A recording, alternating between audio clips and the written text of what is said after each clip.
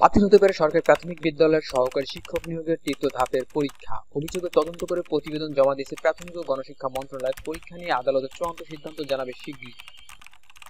প্রাথমিক শিক্ষা অধিদপ্তরের একাধিক কর্মকর্তা জানিয়েছেন, সদ্য বিদায়ী আওয়ামী লীগ আমলে তৃতীয় ধাপের প্রশ্নটি অভিযোগের গুরুত্ব দেওয়া হয়নি। আওয়ামী লীগের প্রাথমিক গণশিক্ষা প্রতিমন্ত্রী অদক্ষতা ও মন্ত্রণালয় ও অধিদপ্তরের কয়েকজন কর্মকর্তা বিষয়টি চেপে রেখেছিলেন। এমনকি মন্ত্রণালয়ের পক্ষ থেকেও যে তদন্ত প্রতিবেদন আদালতে জমা দেওয়া হয়েছে তার নিরপেক্ষতা নিয়ে প্রশ্ন রয়েছে।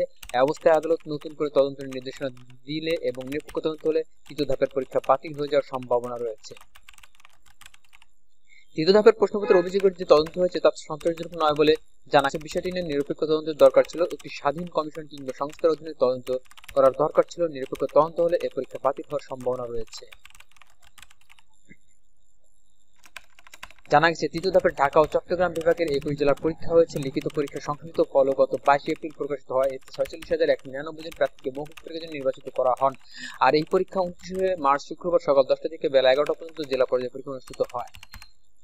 পরীক্ষার সময় প্রশ্নপত্র নিয়ে অভিযোগ পাওয়া যায়। এরপর ঢাবি শিক্ষার্থী সহ একাধিক ব্যক্তি গ্রেপ্তার করা হয় এবং প্রশ্নফাঁস চক্র পুলিশের হাতে গ্রেপ্তারের পর প্রাথমিক তৃতীয় ধাপের প্রশ্নফাঁস হয়েছে বলে আদালতে 164 ধারা জবানবন্দি দিয়েছেন আসামিরা। এ বিষয়ে তৎকালীন ঢাকা মহানগর গোয়েন্দা পুলিশের প্রধান হারুন রশিদ বলেছিলেন, তৃতীয় ধাপের প্রশ্নপত্র ফাঁস চক্রের কয়েকজনকে গ্রেপ্তার করা হয়েছে। এ বিষয়ে রমনা থানায় মামলা হয়েছে। গ্রেপ্তার করে 3 জনকে আদালতে গত 25 এপ্রিল প্রশ্নপত্র ফাঁসে নিজেদের সম্পৃক্ত স্বীকার করে আদালত 164 ধারায় জবানবন্দি দিয়েছে। অন্যদিকে প্রশ্নপত্র সমাধানকারী ছিলেন 2 জন। সংশ্লিষ্টরা বলেছেন, প্রশ্নফাঁসকারী চক্র স্বীকার করার কারণে প্রকাশিত পরীক্ষার ফল নিয়ে বিতর্ক উঠবে, এটাই স্বাভাবিক। পরীক্ষার সময় যখন প্রশ্নপত্র নিয়ে অভিযোগ ছিল, প্রাথমিক ও গণশিক্ষা মন্ত্রণালয়ের উচিত ছিল বিষয়টি আমলে নিয়ে তদন্ত করার প্রয়োজনে পরীক্ষা বাতিল করা, কিন্তু তারা তা করেনি।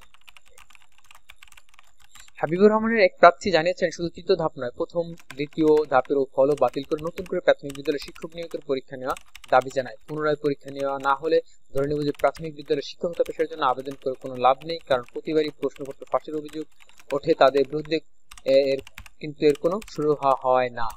প্রাথমিক অধিদপ্তরের এক কর্মকর্তা বলেন, আদালত তদন্ত প্রতিবেদন দেখে সিদ্ধান্ত নেবেন। আদালত যদি বলেন নিয়োগ প্রক্রিয়া বাতিল করতে, তাহলে আমরা নিয়োগ প্রক্রিয়া বাতিল করব, আর আদালত যদি বলেন ফল প্রকাশ করতে, তাহলে ফল প্রকাশ করব।